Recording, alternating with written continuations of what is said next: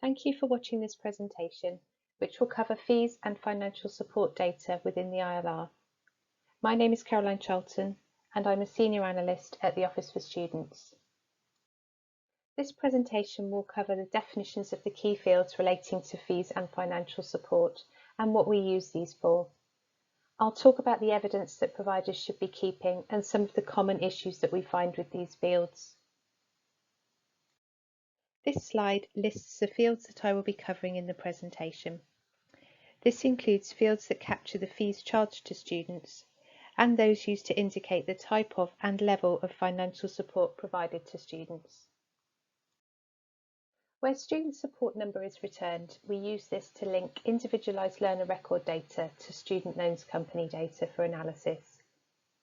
Other fields relating to fees and financial support are also used for analysis, are used for monitoring any potential fee breaches and monitoring access and participation plans.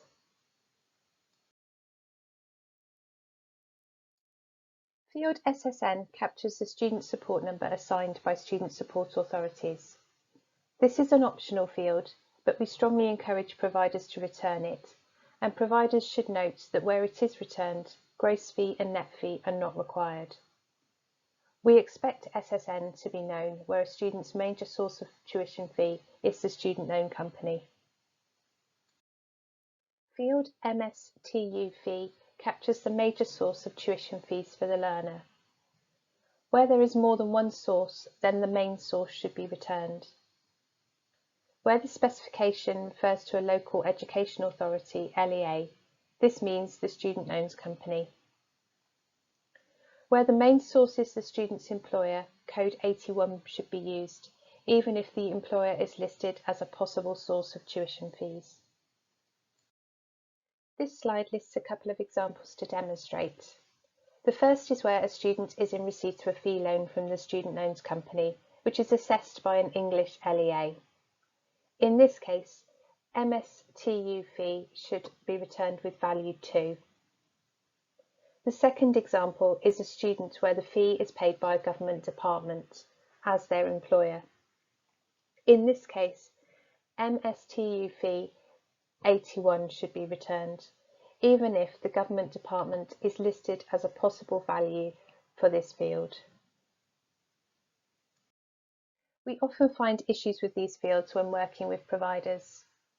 We commonly find that SSN is not returned although it is available, and it's good practice to have robust processes in place to collect, verify and return SSN wherever possible, and also to check that this is being done.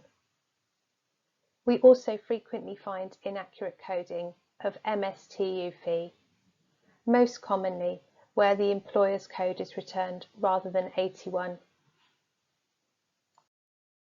Field GROSSFEE captures the fee before any waivers or discounts are applied for the year for the student on this course. It's not required where SSN is provided, and it's also not required for apprenticeship programmes. It should reflect the fee charged before any waivers, and it should not be reduced if the student withdraws partway through the year or if the student doesn't pay the fee. Field NETFEE captures the fee for the year for the student on this course after any fee waivers or discounts. As with GROSSFEE, this is not required where SSN is provided. It should not be reduced for any bursaries, free equipment, or other similar support provided to students that do not affect the fee charged. As with GROSSFEE, it should not be reduced for non-payment, or if the student withdraws partway through the year. NETFEE will only be lower than GROSSFEE if any fee waiver or discount applies for the year. Fields FINTYPE and FINAMOUNT capture the type and amount of financial support received by the student. These fields capture bursaries and other in-kind support and do not capture fee waivers or other support that reduces fees.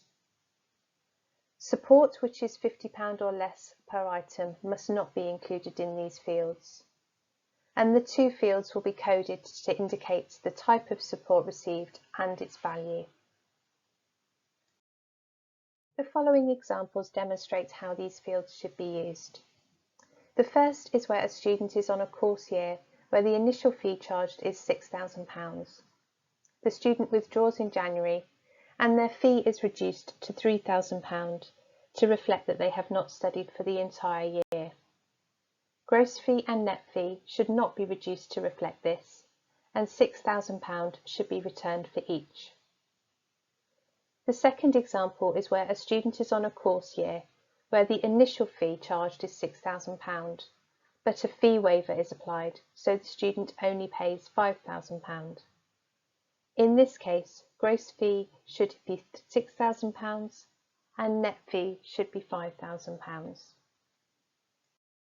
In this third example, a student is on a course year where the initial fee charged is £6,000 and a bursary of £1,000 is paid to the student in cash. Gross fee and net fee should not reflect this bursary and will both be £6,000. The bursary should be recorded through FINTYPE equals 1 and FINAMOUNT equals £1,000. Common issues identified with these fields include where gross fee and net fee are incorrectly reduced where students withdraw, and where fees for the whole course are returned rather than the fee for the year as required. It's good practice to check that the values returned are in line with fees initially charged to students. Where gross fee and net fee values differ, it's good practice for the reasons for this to be investigated. Evidence of gross fee and net fee should be maintained.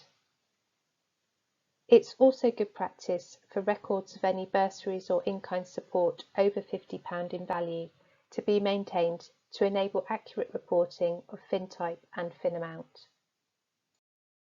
Field SPECFEE records whether the fee is standard or otherwise. SPECFEE 0 is expected for full-year full-time undergraduate, part-time undergraduate and postgraduate initial teacher training courses. Postgraduate taught students who are not subject to regulated fees should be coded with SPECFEE 9. SPECFEE should not be adjusted when fees are waived for individual students, and students on the same pattern of study on the same course will have the same SPECFEE. For higher apprenticeship students, SPECFEE should reflect the qualification that the student is studying as part of their apprenticeship. We commonly find errors in this field, including where SPECFEE 9 is incorrectly returned for students who are subject to regulated fees, and where SPECFEE 0 is returned for PGT students other than ITT students. It's good practice to check that the same value of SPECFEE is returned for students on the same course and year of course.